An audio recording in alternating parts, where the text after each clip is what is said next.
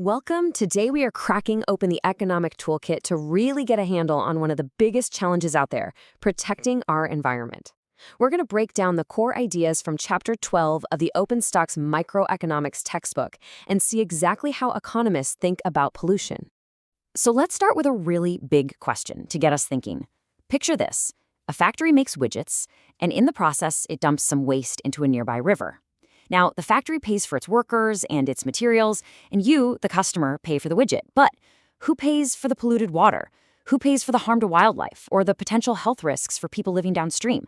That hidden cost, that's the heart of the problem we're talking about today. Okay, here's our game plan. First, we'll pinpoint the core economic problem with pollution. Then, we'll look at two different government toolkits used to try and fix it. After that, we'll do a little reality check on the costs versus the benefits, and finally, we'll zoom out to see how this all plays out on a global scale.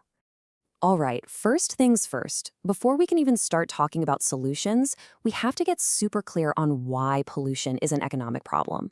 You see, it's not just about things looking messy, it's about a very specific type of market failure. And that failure is all built around this one key idea, the negative externality. The best way to think about it is this. Imagine your neighbor throws a massive, loud party that goes on until 3 in the morning.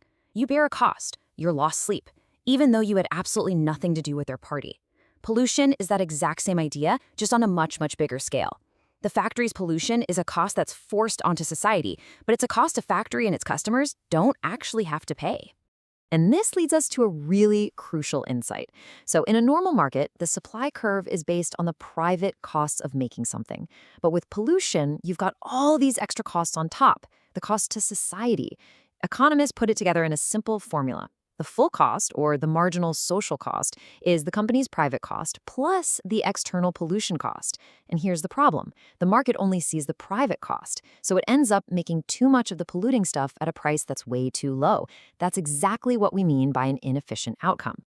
So that brings us to the next logical question, right? If the market has this huge blind spot and can't fix the problem by itself, how do we correct for it? What tools can we possibly use to make sure those external costs get factored in? Well, this is where government policy has to step in. Okay, so let's open up the policy toolkit. The first method we'll look at is the old school traditional approach known as command and control. For a long time, this was pretty much the main way environmental policy was done. You know, the name really says it all. The government commands companies not to pollute more than a certain amount, and it controls how they achieve that, sometimes even telling them exactly what technology to install, like a specific filter on a smokestack. It's a very direct, you must do this kind of approach. Now, this approach is good at setting a firm ceiling on pollution, but it has a really big drawback. Think about it. Once a company meets the legal limit, it has absolutely zero financial reason to try and pollute even less. Why spend money to be cleaner if you're already compliant? It just becomes a simple pass-fail test, and there's no reward for being an A-plus student. Recognizing those limitations, economists started to think differently. They came up with a set of tools that actually try to use the power of the market instead of just fighting against it. This is the modern, much more flexible way of thinking about environmental protection. And this really shows a huge philosophical shift.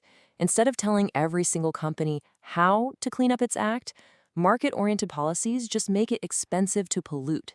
This gives each company the freedom and the incentive to figure out the cheapest, most innovative way to cut its own emissions. Okay, this is where it gets really clever. It's all about incentives. So how does this actually work? Well, one tool is a pollution charge, which is basically a tax. The more you pollute, the more you pay. This creates a constant nagging incentive to find ways to pollute less.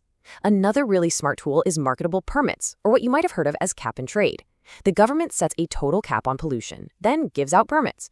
Now, if a company can clean up its operations cheaply, it can sell its extra permits to another company where cleaning up is way more expensive. The result? The pollution gets reduced in the most cost-effective way possible for the economy as a whole. All right, so we've got our two toolkits, the old school rigid rules and the new school flexible incentives. But you know, theory is one thing, the real world is another. Let's do a quick reality check on how these policies actually measure up when we put them into practice. So here's something really powerful. When the U.S. Environmental Protection Agency looks back at laws like the Clean Air Act, they find something amazing again and again.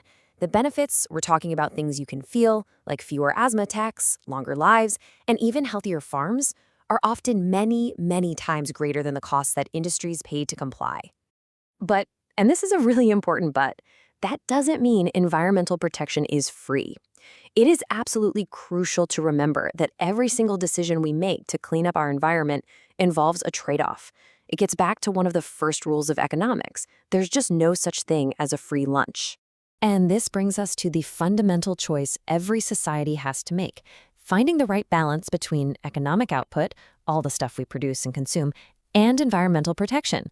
The whole point of a smart policy isn't to pick one over the other, but to find that sweet spot where we get the absolute most environmental bang for our economic buck. Okay, for our last section, let's zoom all the way out, because pollution does not carry a passport. A factory in one country can create acid rain that falls in another. Carbon emissions from all over the world affect the climate for every single one of us. Things like climate change and the loss of biodiversity, these are the ultimate negative externalities. The costs are spread across the entire planet and even across future generations. No one country, no matter how powerful, can solve these problems on its own. This makes international agreements absolutely essential, even though, as we all know, they can be incredibly difficult to put together. And that leaves us with the one big question that really frames this entire topic. The tools we've talked about today, from command and control to pollution taxes, they're all designed to help us wrestle with this fundamental challenge.